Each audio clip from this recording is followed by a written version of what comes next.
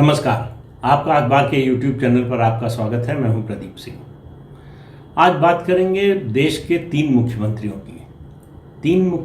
की इसलिए कि इन तीनों मुख्यमंत्रियों को अपने अपने प्रदेश में प्रचंड बहुमत मिला है। और बात केवल इतनी नहीं कि इनको प्रचंड बहुमत मिला है, बल्कि वहाँ एक राजनीतिक प्रक्रिया, आप कहें कि एक घटनाक्रम नया शुरू हुआ है। हुआ ये है कि इनको जो इतना बड़ा जनादेश मिला है, उसके बाद से इन तीन में से दो राज्यों के मुख्यमंत्रियों की उनकी राष्ट्रीय राजनीति में जाने की महत्वाकांक्षा बलवती हो गई है। तो वो उसकी तैयारी में लग गए। उसकी तैयारी के लिए ज़रूरी है कि आप पहले अपना एक राजनीतिक वारिस तैयार करें। तो वो तैयार किया जा रहा है। वो जो पहले अनौपचारिक लगता था, उसको औपचारिक रूप दे दिया गया है। और ये बड़ा स्पष्ट कर दिया गया है पार्टी में, पार्टी के बाहर, कि ये हमारे राजनीतिक वारिस होंगे। तीसरे राज्य के मुख्यमंत्री हैं, वो अभी राष्ट्रीय राजनीति तो छोड़िए, प्रदेश की राजनीति में भी बने रहने के लिए, बल्कि जेल न जाना पड़े, इसकी तैयारी में और इसकी इंतज़ाम में लगे हैं। मैं जिन तीन मुख्यमंत्रियों की बात कर रहा हूँ, उनमें सबसे पहला नाम है पश्चिम बंगाल की मुख्यमंत्री ममता बनर्जी का। उनको तीसरी बार जनादेश मिला है, लगातार तीसरी बार। और पहले से ज़्यादा, जो उनको 2011 में जितनी सीटें मिली, उससे ज़्यादा फिर 2016 में मिली, और 2021 में उससे ज़्यादा, करीब 213-14 सीटें 294 के हाउस में, जिसमें से 2 का चुनाव नहीं हुआ था, 292 पर ही चुनाव हुआ था। तो ये बहुत बड़ा बहुमत है, ख़ासतौर से 10 साल की एंटी इनकम्बेंसी के बाद मिले तो और बड़ी चीज़ है। लेकिन वहाँ उन्होंने ये स्पष्ट कर दिया, पहले 2016 का चुनाव जीतने के बाद से ही ये चर्चा शुरू हो गई थी, जिस तरह से वो अपने भतीजे अभिषेक बनर्जी को पार्टी में बढ़ा रही थी कि वो उनको अपना राजनीतिक वारिस बनाना चाहती हैं। इस चक्कर में कई नेताओं ने एतराज़ किया, कुछ पुराने नेताओं ने छोड़ भी दी पार्टी। अब वो कारण कुछ भी हो सकते हैं, उन्होंने बहाना या कहे तर्क इसी बात का दिया।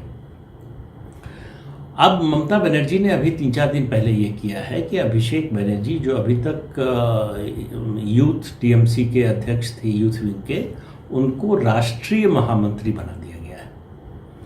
राष्ट्रीय महामंत्री बना दिया गया है क्योंकि अब पार्टी की राष्ट्रीय महत्वाकांक्षा है। तो ममता बनर्जी चाहती हैं कि पश्चिम बंगाल से बाहर विस्तार हो तृणमूल कांग्रेस का। तो उसके लिए एक रोड मैप तैयार हो, उसके लिए क्या लॉजिस्टिक्स का सपोर्ट चाहिए, किस तरह का संगठन खड़ा करना है, कैसे लोगों को लेना है, ये सब रणनीति बनाने के लिए एक 3 सदस्यों की कमेटी बना दी गई है। इन 3 सदस्यों की कमेटी में राज्यसभा में जो तृणमूल कांग्रेस के नेता हैं डेरेक ओब्रायन, और 2 और सांसद सुदीप बंदोपाध्याय और सौगत राय, वरिष्ठ लोग हैं। इनकी कमेटी 3 लोगों की बनी है। लेकिन बात ये नहीं कि इन 3 लोगों की कमेटी बनी है। महत्वपूर्ण बात इससे बड़ी जो है वो ये है कि अभिषेक बनर्जी इस कमेटी के चेयरमैन या मुखिया होंगे। उनके निर्देशन में ये कमेटी 3 लोगों की काम करेगी। राज्य से बाहर कहाँ जाएंगे? सबसे पहले तो मुझे लगता है कि त्रिपुरा में चुनाव होने वाले हैं, शायद वहाँ विस्तार की कोशिश हो। उत्तर प्रदेश में चुनाव होने वाले हैं, पंजाब में होने वाले हैं, उत्तराखंड है, फिर इस साल और 5 राज्यों में है, हिमाचल प्रदेश में है, गोवा में है, मणिपुर में है, फिर साल के आखिर में गुजरात में भी चुनाव। तो अब कहाँ पार्टी को बढ़ाने की कोशिश होगी। लेकिन ये बात स्पष्ट है कि अब ममता बनर्जी को लग रहा है कि ये तीसरा कार्यकाल है, उसके बाद चौथा शायद मुश्किल हो, या ना भी मुश्किल हो तो भी अब समय आ गया है कि उनको राष्ट्रीय राजनीति में जाना चाहिए। और इसलिए भी उनको लगता है कि विपक्ष का या विपक्षी नेता का जो स्थान है वो रिक्त है। राहुल गांधी उसको भर नहीं पाए हैं। और राहुल गांधी को लेकर जो गैर भाजपाई दल है, उनमें बहुत एकता भी नहीं है, उत्साह भी नहीं है। तो उनको लगता है उनके नाम पर सहमति हो सकती है। तो इस कोशिश में वो, हालांकि ऐसी कोशिश वो पहले भी कर चुकी हैं, लेकिन वो बहुत सटल तरीके से, बड़े अनौपचारिक तरीके से, अब वो उस औपचारिक तरीके से इसकी कोशिश कर सकती हैं। सफलता असफलता बात की बात है। तो ये तो पश्चिम बंगाल की स्थिति। दूसरा राज्य है और दूसरे मुख्यमंत्री है तेलंगाना के चंद्रशेखर राव। के चंद्रशेखर राव की राजनीति कांग्रेस से शुरू हुई। यूथ कांग्रेस के नेता थे मेढक जिले में, आंध्र प्रदेश के, वहाँ से शुरू किया। कांग्रेस में रहे कुछ सालों तक। उसके बाद 1983 में तेलुगु देशम में शामिल हो गए, वहाँ मंत्री रहे और उसके बाद उनका मोहभंग हुआ तेलुगु देशम से भी। और 2001 में उन्होंने अपनी नई पार्टी तेलंगाना राष्ट्र समिति बना ली। अब तेलंगाना राष्ट्र समिति का तालमेल जो है कभी तेलुगु देशम से हुआ तो कभी कांग्रेस से हुआ, लेकिन आखिर में 2004 में वो यूपीए का हिस्सा बने, उसके बाद मंत्री बने, लेकिन फिर वहाँ से भी छोड़ दिया। उनको लगा कि उनको अगर आगे की राजनीति करनी है तो अलग तेलंगाना राज्य का आंदोलन उनको तेज करना पड़ेगा, उसका नेतृत्व करना पड़ेगा। तो उसके लिए नवंबर 2009 में वो आमरण अनशन पर बैठ गए इस मांग को लेकर। और कांग्रेस पार्टी को मजबूरी में, या कहिए कांग्रेस पार्टी पहले से चाहती रहे, जो भी कारण रहा हो, 11 दिन बाद, उनके आमरण अनशन पर बैठने के 11 दिन बाद केंद्र सरकार ने घोषणा की कि सरकार जो है वो अलग राज्य बनाने के लिए तैयार हो गई है। आंध्र प्रदेश का विभाजन होगा, 2 राज्य बनेंगे, एक आंध्र प्रदेश, एक तेलंगाना। और उसके बाद वो संसद से राज्य के विभाजन का प्रस्ताव पास हो गया, बन गया राज्य। 2014 में उन्होंने आमरण अनशन पर जब बैठे थे, जब ये मांग कर रहे थे, आंदोलन कर रहे थे, उस समय कहा था कि अगर कांग्रेस ये मांग मान लेगी उनकी, तो अपनी पार्टी का विलय जो है कांग्रेस पार्टी में कर देंगे, लेकिन वो बाद में पलट गए इससे। और 2014 का चुनाव उन्होंने लड़ा और जीत हासिल की। उनको 2014 में विधानसभा की 119 में से 63 सीटों पर जीत मिली और इसके अलावा लोकसभा की 17 में से 11 सीटों पर जीत मिली। तो वो तेलंगाना के पहले मुख्यमंत्री बन गए। अब उनके मन में 2-3 साल बाद जो है वो राष्ट्रीय राजनीति में जाने की महत्वाकांक्षा जागी। वो केंद्र में मंत्री भी रह चुके थे, लोकसभा में भी रह चुके थे। तो उन्होंने विधानसभा को उसका कार्यकाल पूरा होने से 9 महीने पहले ही भंग कर दिया। 2018 में विधानसभा के चुनाव करा लिए कि लोकसभा चुनाव में क्या स्थिति होगी पता नहीं। तो उन्होंने 2018 में विधानसभा चुनाव कराए और उससे भी बड़ा बहुमत लेकर आए। उनको 119 में से 88 विधानसभा सीटों पर जीत मिली। उसके बाद उन्होंने अपने बेटे केटी राव को मंत्री बना दिया, पार्टी का कार्यकारी अध्यक्ष बना दिया। 2019 में लोकसभा चुनाव से पहले ही वो कोशिश कर रहे थे कि एक गैर भाजपा और गैर कांग्रेस दलों का एक गठबंधन बने राष्ट्रीय स्तर पर। उन्होंने इसके लिए कई दूसरे दलों के नेताओं से मुलाकात की, बातचीत की, लेकिन वो बात बहुत ज़्यादा आगे बढ़ नहीं पाई। अब उनको लगता है कि धीरे धीरे समय आ रहा है उनके राष्ट्रीय राजनीति में जाने का। तो उन राजनीतिक विरासत वो अपने बेटे को सौंपना चाहते हैं। लेकिन मुश्किल ये है कि जो गैर भाजपा और गैर कांग्रेसी दल हैं और वो अगर किसी राज्य में सत्ता में हैं तो वो भले ही बीजेपी के साथ नहीं हो इस समय, लेकिन वो केंद्र सरकार से अपना एक कामकाजी और अच्छा रिश्ता बनाकर रखना चाहते हैं। तो वो ऐसे किसी गठबंधन में नहीं जाना चाहते जो भाजपा विरोधी हो घोषित रूप से। तालमेल की बात अलग है, फ्लोर कोऑर्डिनेशन संसद में वो अलग चीज़ है, लेकिन वो इस तरह के किसी गठबंधन में का हिस्सा नहीं बनना चाहते। दूसरा, उनको लगता है कि इससे हासिल क्या होगा। अगर 4, 5, 6 पार्टियां मिल भी जाएंगी साथ, तो पहले तो नेता के सवाल पर झगड़ा हो जाएगा, फिर सीटों के सवाल पर होगा, फिर कई पार्टियां ऐसी होंगी जो एक ही राज्य में हैं, दोनों पार्टियां, उनका आपस में मुकाबला होगा। तो ये बहुत से मुद्दे हैं। तीसरा राज्य और तीसरे मुख्यमंत्री हैं आंध्र प्रदेश के जगन मोहन रेड्डी। वो राजशेखर रेड्डी के बेटे हैं। आपको पता है राजशेखर रेड्डी आंध्र प्रदेश में 2 टर्म मुख्यमंत्री रहे, 2004 और 2009 में। वो लोकसभा की 33 से ज़्यादा सीटें जिताकर लाए कांग्रेस के लिए, जिसकी वजह से सरकार बन सकी, खासतौर से 2004 में। उनकी एक विमान दुर्घटना में मौत हो गई। वो भी उस पर भी बड़े सवाल उठे, बड़ा संदेह हुआ, लेकिन उसको अभी छोड़ देते हैं, वो मुद्दा क्या था। उनकी असामयिक मौत से बहुत से लोगों को, उनके जो समर्थक थे, सदमा पहुंचा। बहुत से लोगों ने आत्महत्या कर ली, किसी को हार्ट अटैक हो गया। तो कुछ समय बाद जगन मोहन रेड्डी चाहते थे कि उनके घर जाएं सांत्वना देने के लिए। तो तेलुगु का एक शब्द है कॉन्डोलेंस के लिए, ओडारपू। तो उन्होंने ओडारपू यात्रा शुरू करने की मंशा जाहिर की। कांग्रेस हाईकमान ने उसकी इजाज़त नहीं दी, लेकिन उसके बावजूद उन्होंने शुरू किया। फिर बीच में उनसे रोकने के लिए कहा गया, उन्होंने नहीं रोका तो उन्हें पार्टी से निकाल दिया गया। पार्टी से निकाल दिया गया तो उन्होंने 2011 में नई पार्टी बना ली और उसके बाद से उनके ऊपर CBI, ED सब केस जो है मनमोहन सिंह की सरकार ने शुरू करा दिए। आय से अधिक संपत्ति का मामले दर्ज हो गए। अब वो चार्जशीट के लेवल पर उससे आगे पहुंच रहे हैं। स्थिति ये है कि वो किसी भी समय जेल जा सकते हैं। जिस तरह का मामला बिहार में लालू प्रसाद यादव के साथ हुआ चारा घोटाले में, उसी तरह की स्थिति उनकी भी है। तो जेल तो जो स्थिति है मुकदमों की, उसमें जाना लगभग तय सा लग रहा है। कब होगा ये पता नहीं, तो इसलिए वो तैयारी कर रहे हैं कि अगर ये स्थिति आए तो वो अपनी पत्नी को गद्दी सौंप सके। मतलब यानी कि उनकी पत्नी भारती रेड्डी आंध्र प्रदेश की राबड़ी देवी बन सकती हैं। इसके बारे में मैंने बड़ा डिटेल में एक वीडियो बनाया था, आपने शायद देखा होगा, नहीं देखा होगा तो इस वीडियो के अंत में उसका लिंक डाल देंगे, आप देख सकते हैं उसको। तो ये 3 राज्यों के जो मुख्यमंत्री हैं, इनमें एक चीज़ कॉमन है, तीनों कांग्रेस से निकले हुए। ममता बनर्जी कांग्रेस में थी, लंबे समय तक कांग्रेस में थी। उनकी शिकायत इस शिकायत पर निकली कि पश्चिम बंगाल में लेफ्ट फ्रंट जिसकी सरकार थी, उसके प्रति कांग्रेस नरम है और लड़ना नहीं चाहती। वो CPM की B टीम बन गई। काफ़ी दिन तक शिकायत करती रही, पार्टी के अंदर लड़ती रही, आखिर में पार्टी से बाहर निकल गई। उसके बाद संघर्ष किया, एक तरह से कहें खूनी संघर्ष हुआ, उनकी जान जाते जाते बची।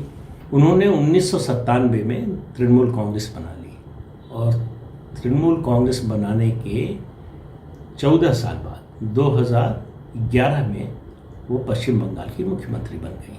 इसी तरह से KCR को देखें तो उन्होंने 2001 में अपनी तेलंगाना राष्ट्र समिति बनाई और उनकी पार्टी 2014 में सत्ता में आ गई। इनमें सबसे कम समय लगा जगन मोहन रेड्डी को। उन्होंने 2011 में अपनी पार्टी बनाई YSR कांग्रेस और उनकी पार्टी 2019 में सत्ता में आ गई। तीनों को प्रचंड बहुमत मिला है। जगन मोहन रेड्डी को विधानसभा में 175 में से 151 सीटें मिली हैं और लोकसभा की 25 में से 22 सीटें मिली हैं। तो इससे आप अंदाज़ा लगा सकते हैं समर्थन का स्तर क्या है राज्य में। तो एक कॉमन चीज़ तो ये हुई कि तीनों जो है वो कांग्रेस से निकले हुए हैं। अब आप सोचिए, कांग्रेस पार्टी में होते तो ये कांग्रेस के मुख्यमंत्री हो सकते थे। 3 राज्य कांग्रेस के इतने प्रचंड बहुमत के साथ हो सकते थे। तो कांग्रेस ने क्या किया, क्या खोया, इसका अंदाज़ा लगाइए। आज मैं हेमंत बिस्व शर्मा और शरद पवार और दूसरे लोगों की बात नहीं कर रहा हूँ, आज सिर्फ 3 लोगों पर केंद्रित है ये पूरा जो है कार्यक्रम। तो एक तो ये 3 लोगों को खोना और तीनों का एक ट्रेंड जो दिखाई दे रहा है कि जो वारिस तय कर रहे हैं वो परिवार के लोग हैं। परिवार से बाहर पार्टी में किसी को ये पद सौंपना या राजनीतिक विरासत सौंपना या इस तरह का कोई संकेत देना भी इनको गवारा नहीं है। यानी भारतीय राजनीति ऐसी स्थिति में है, खासतौर से क्षेत्रीय दलों की बात करें, कि केवल परिवार के लोग ही विश्वास के काबिल हैं। आप उत्तर प्रदेश में आइए तो अखिलेश यादव है, मुलायम सिंह के बेटे। आप बिहार में जाइए तो तेजस्वी यादव हैं, लालू प्रसाद यादव के बेटे। और उससे पहले से शुरू कीजिए, उड़ीसा में है बीजू पटनायक के बेटे नवीन पटनायक।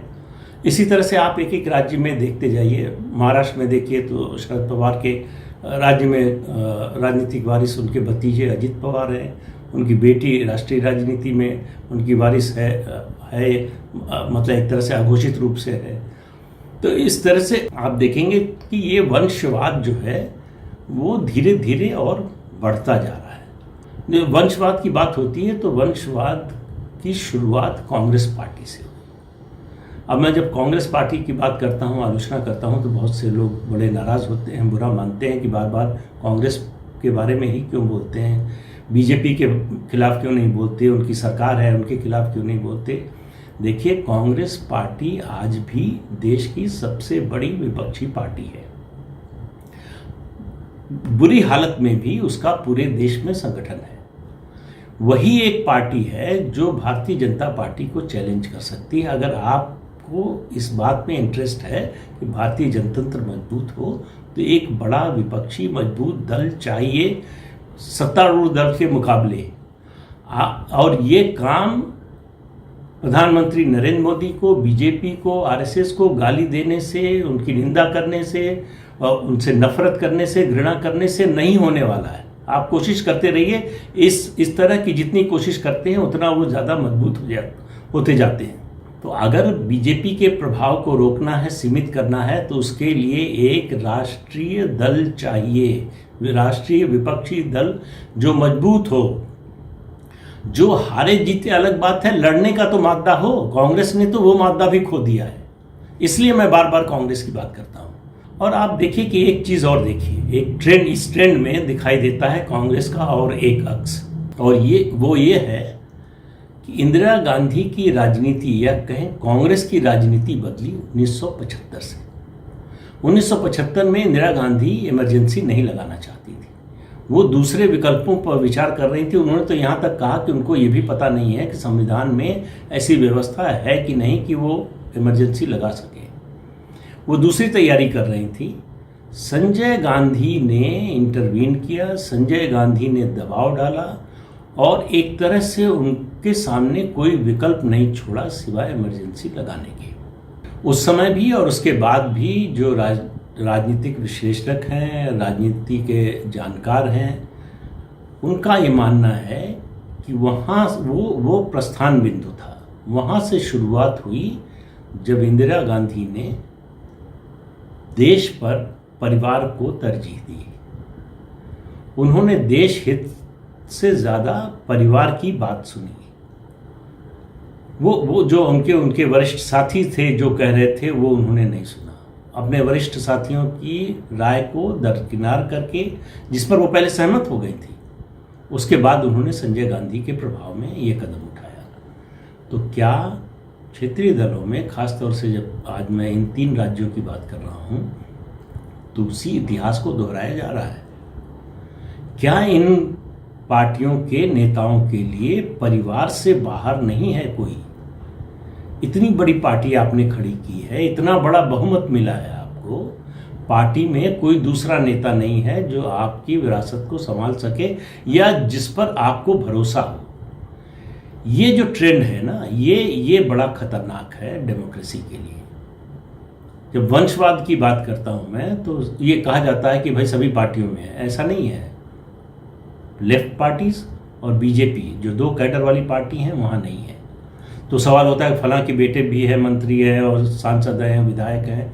देखिए, फर्क कीजिए वंशवाद और परिवारवाद में। परिवारवाद है कि किसी का, मंत्री का, नेता का बेटा सांसद हो गया, विधायक हो गया, मंत्री हो गया।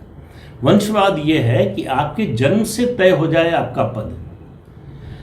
आप बताइए कि समाजवादी पार्टी में अखिलेश यादव के अलावा और कोई हो सकता है? तेजस्वी यादव के अलावा राष्ट्रीय जनता दल में कोई हो सकता है? अब ममता बनर्जी की तृणमूल कांग्रेस में अभिषेक बनर्जी के अलावा कोई हो सकता है? तेलंगाना राष्ट्र समिति में केटीआर के अलावा कोई हो सकता है?